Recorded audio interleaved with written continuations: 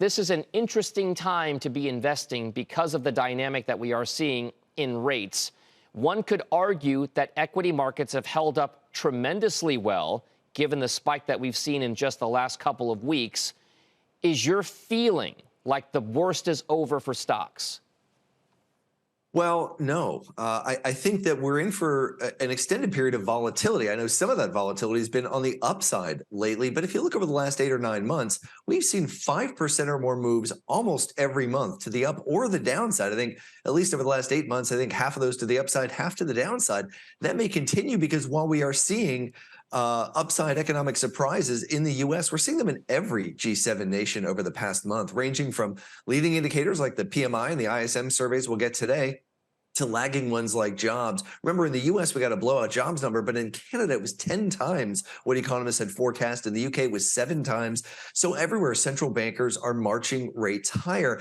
And what I think this means is a stronger wave of growth, of economic growth, and maybe that's good for earnings, but it probably means waves of inflation, not a linear downtrend in the path for CPI in any of these nations. And that can create continued worries about when the end of, when we're going to hit those terminal rates, and that kind of volatility on the outlook for central bank policy, I think, is going to be the main driver of volatility in the months ahead. Jeff, I just want to bring your attention right now to some kind of headlines that we're seeing right now coming out of analysts over at Bank of America with their fund flows report.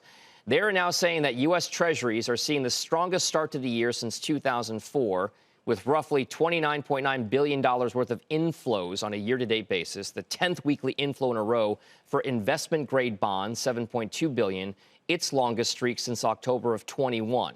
There's a huge focus on treasuries, and those corporate bonds seen as most safe.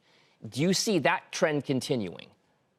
One of the risks to that trend is that the Bank of Japan meets next week, and we're, I think, on the cusp of starting to see some policy changes there. Remember, for over a decade, Bank of Japan policy has enabled Japan to be an important source of investment funding, including for treasuries.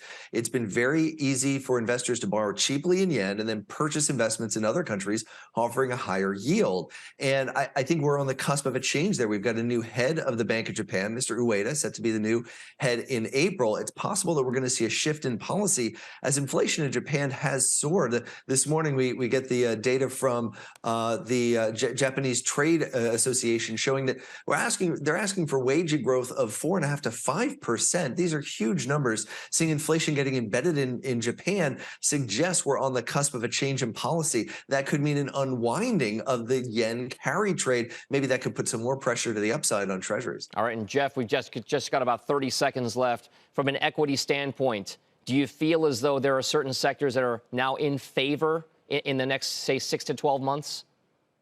I'd say stick with quality across sectors, strong stocks with strong cash flow, low price to cash flow ratios have been outperforming over the past year on the downside and the upside. I think that's where you want to stick to. You can find those across all sectors, but it's an important characteristic, one you'll find actually more prevalent in some of the value parts of the market, and non-U.S. indices have a lot more low price to cash flow stocks than U.S. stocks do.